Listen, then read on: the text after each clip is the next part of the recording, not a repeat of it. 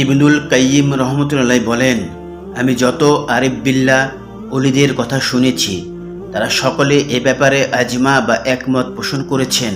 তা হলো, মানুষ দিনের কাজ কেন করতে পারে না, কেন নামাজ পড়তে পারে না, কেন ফজরে উঠতে পারে না, কেন জিকিরে মন বসে না, কোরআনে পাক ছুঁয়ে দেখতেও মন চায় না, দান সৎকায় অনীহা, এর অন্যতম কারণ হলো জুনুবুল খলওয়াত বা নির্জনতার গুনাহ বা গোপন গুনাহ। চার দেয়ালের ভেতর অন্ধকারে গোপনে, মোবাইলে গুনাহ আর গুনাহ, সীমাহীন গুনাহ। গোপনে বা নির্জনতার গুনাহ যখন সীমালঙ্ঘন করতে থাকে এবং কোনো নসিহত কাজে আসে না, অথবা সে মনেই করে না তার এসব অপকর্ম মারাত্মক গুনাহ, তখন সে যেন মনে করে তার অন্তর মরে গেছে। একজন মানুষের অন্তর যে মারা গেছে তার আলামত কি? হযরত ইবনুল আরাবী রহমতুল্লাহ বলেন, এর আলামত হলো লজ্জার কারণে অথবা বেইজ্জতির কারণে সে মানুষের সামনে গুনাহ করে না, অথচ সে আল্লাহ সব কিছু দেখেন এবং তার সামনেই আছেন, এই অনুভূতি থাকা সত্ত্বেও যে গুনাহ করে তারই অন্তর মারা গেছে। আর মৃত অন্তরের জন্য কোনো নসিহত, উপদেশ বা চেষ্টা কাজে আসে না। নসিহত তো অসুস্থ অন্তরের জন্য। অসুস্থ অন্তর চিকিৎসায় ভালো হয়, কিন্তু মৃত অন্তর জীবিত হয় না। মৃত অন্তর পুনর্জীবনের জন্য একমাত্র আল্লাহ পাকের কাছে সাহায্য চাইতে হবে, কেননা তিনি একমাত্র মৃত্যু ঘটান এবং তিনি একমাত্র মৃতকে জীবিত করেন। এটা আর কারো কাজ নয়। সুতরাং নিজেকে চিনে নেই, আলোচনা থেকে নিজের সাথে মিলেই নেই আমি কি জীবিত না মৃত। তবে আমরা যারা অসুস্থ অন্তরের অধিকারী তাদের পরিচয় কি? হযরত উলামায়ে কেরামের মতো ওই সকল মানুষ যারা গোপনে ও প্রকাশ্যে গুনাহ করতে ভয় পায়, কিন্তু নফস ও শয়তানের ধোকায় গুনাহ করে ফেলে, অতঃপর লজ্জিত হয়, তাদের অন্তর অসুস্থ। তাদের কথা চিন্তা করে উলামায়ে কেরাম 4টি সাক্ষীর ব্যাপারে সতর্ক বার্তা দিয়েছেন, যেন গুনাহ করার সময় এই কথাগুলো মনে আসে, একটু মনোযোগ দিয়ে শুনব এবং মনে রাখব। প্রথম সাক্ষী জমিন। কোনো মানুষ জানে না আমার গোপন পাপের কথা, কেউ দেখেনি। আমরা যারা এমনটি ভেবে গুনাহ করে চলছি তাদের জন্য 1 নম্বর সতর্ক বার্তা হলো জমিন।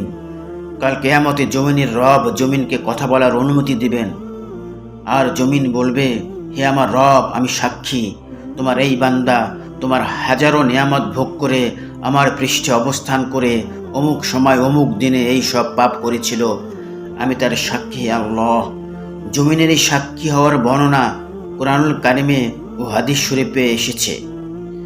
রাসূলুল্লাহ সাল্লাল্লাহু আলাইহি ওয়াসাল্লাম সূরা জিলজালের 4 নম্বর আয়াত তেলাওয়াত করলেন, বিসমিল্লাহির রহমানির রহিম, ইয়াউমাইযিন তুহাদ্দিসু আখবারহা, এবং সাহাবীদের এর তাফসীর শোনালেন। এর অর্থ হলো, সেদিন পৃথিবী তার যাবতীয় সংবাদ জানিয়ে দিবে। আল্লাহ রাসূল সাল্লাল্লাহু আলাইহি ওয়াসাল্লাম সাহাবীদের এর তাফসীর শোনালেন। তিনি বলেন, তোমরা কি জানো জমিনের সংবাদ কি? সাহাবীগণ বললেন, আল্লাহ ও তার রাসূলই ভালো জানেন। তখন রাসূলুল্লাহ সাল্লাল্লাহু আলাইহি ওয়াসাল্লাম বললেন, তার সংবাদ হলো, প্রতিটি বান্দা বান্দি জমিনে যা কিছু করছে সে তার সাক্ষী দিবে। অমুক বান্দা অমুক সময় অমুক কাজ করেছে, অমুক দিনে করেছে, এটাই হলো তার সংবাদ। জামে তিরমিজি শরীফের হাদিস 2429। দ্বিতীয় সাক্ষী ফেরেশতা ও তাদের লিপিবদ্ধ আমলনামা। আমাদের আমলনামা লিপিবদ্ধের কাজে নিয়োজিত ফেরেশতা। আমরা যা ভালো কাজ করি তারা তা লিপিবদ্ধ করেন, আমরা যা মন্দ কাজ করি তারা তাও লিপিবদ্ধ করেন। তারা তৈরি করেন এমন এক আমলনামা যা কোনো ছোট আমলও ছাড়ে না, কোনো বড় আমলও বাদ দেয় না। যে আমলনামা কিয়ামতের দিন আমাদের সামনে মেলে ধরা হবে, আমরা সেদিন সচক্ষে তা দেখতে পাবো। এ ব্যাপারে মহান আল্লাহ পাক সূরা ইনফিতারের 10 থেকে 14 নম্বর আয়াতে বলেন, ওয়া ইন্না আলাইকুম লাহাফিজিন কিরামান কাতিবিনা ইয়ালামুনা মা তাফআলুন ইন্নাল আবরারা লাফি নাঈম ওয়া ইন্নাল ফুজ্জারা লাফি জাহিম। অবশ্যই তোমাদের জন্য কিছু তত্ত্বাবধায়ক ফেরেশতা নিযুক্ত আছে। সম্মানিত লেখকবৃন্দ, তোমরা যা করো তারা সব জানে। পুণ্যবানগণ তো থাকবে পরম স্বাচ্ছন্দ্যে এবং পাপীরা তো থাকবে জাহান্নামে। তৃতীয় সাক্ষী অঙ্গ প্রত্যঙ্গ। সে এক কঠিন পরিস্থিতি। বান্দা আল্লাহর সামনে দণ্ডায়মান হিসেবে কাঠগড়ায় দাঁড়াবে। একমাত্র চেষ্টা কিভাবে পরিত্রাণ পাওয়া যায় এ কঠিন পরিস্থিতি থেকে। বান্দা চেষ্টা করবে পাপ অস্বীকার করতে। এমনই সময় আল্লাহ অনুমতি দেবেন অঙ্গ প্রত্যঙ্গকে সাক্ষী দেওয়ার জন্য। আল্লাহ সেগুলোকে কথা বলার শক্তি দিবেন। সেগুলো কথা বলবে। আমাদের এই অঙ্গ প্রত্যঙ্গ আমাদের সব গোপন বিষয় বলে দিবে, সব সত্য কথা বলে দিবে। আমরা অস্বীকার করতে পারবো না। আল্লাহ আমাদের জবানে মোহর মেরে দিবেন। আমরা কিছু বলতে পারবো না, অস্বীকারও করতে পারবো না। কথা বলবে শুধু আমাদের অঙ্গ প্রত্যঙ্গ। এ প্রসঙ্গে আল্লাহ পাক পবিত্র কোরআনুল কারীমের সূরা ইয়াসিনের 65 নম্বর আয়াতে বলেন, আল-ইয়াউমা নাখতিমু আলাল আফওয়া আল-ইয়াউমা নাখতিমু আলাল আফওয়াহিহিম ওয়া তুকাল্লিমুনা আইদিহিম ওয়া তাশহাদু আরজুলুহুম বিমা কানু ইয়াকসিবুন। আজ আমি তাদের মুখে মোহর লাগিয়ে দিব, ফলে তাদের হাত আমার সাথে কথা বলবে এবং তাদের পা সাক্ষী দেবে তাদের কৃতকর্মের। চতুর্থ সাক্ষী আল্লাহ স্বয়ং। চতুর্থ সাক্ষী আল্লাহ তাআলা। আল্লাহই হলেন সবচেয়ে বড় সাক্ষী, প্রথম ও শেষ সাক্ষী। যদিও এখানে চতুর্থ হিসেবে উল্লেখ করা হয়েছে।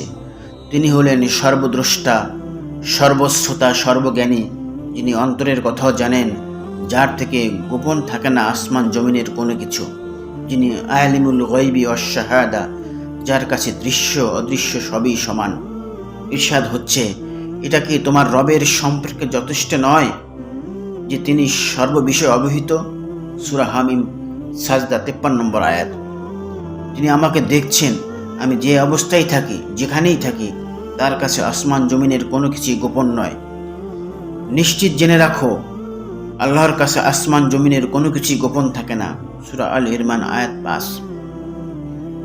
আমাদের সবচেয়ে বড় দুর্বলতা ত্রুটি হলো আল্লাহ আমাকে দেখছেন এই অনুভূতি দুর্বল হওয়া। আল্লাহ আমাকে দেখছেন এই অনুভূতি সদা জাগরুক রাখা চাই। এই অনুভূতি যত প্রবল হবে, গুনাহ থেকে বাঁচা তত সহজ হবে। বান্দা যতই গোপনে অবস্থান থাকুক না কেন, যত গোপন অবস্থায় থাকুক, মানুষের দৃষ্টি থেকে যতই আড়ালে থাকুক, তার যদি এই অনুভূতি থাকে যে আল্লাহ আমাকে দেখছেন, তাহলে গুনাহ থেকে বেঁচে থাকা তার জন্য সহজ হয়ে যায়। কিন্তু বান্দা এই বিষয়ে থাকে উদাসীন থাকে, ফলে গুনাহে ডুবে থাকে, পাপের সাগরে ডুবে থাকে। আল্লাহ বান্দাকে সতর্ক করে বলেছেন, সে কি জানে না আল্লাহ তাকে দেখছেন? সূরা আলাক আয়াত নম্বর 14। প্রিয় ভ্রাতা ভগিনী, আমরা যখন গুনাহের কাছে প্রবৃত্ত হব, তখন বর্ণিত 4 সাক্ষীর কথা স্মরণ করব। আশা করা যায় আল্লাহর মেহেরবানিতে আমরা গুনাহ থেকে বেঁচে থাকতে পারবো। আল্লাহ পাক আমাদের আমল করার তৌফিক দান করুন। আমিন। ওয়া আখিরা দাওয়ানা আনিল হামদুলিল্লাহি রাব্বিল আলামিন।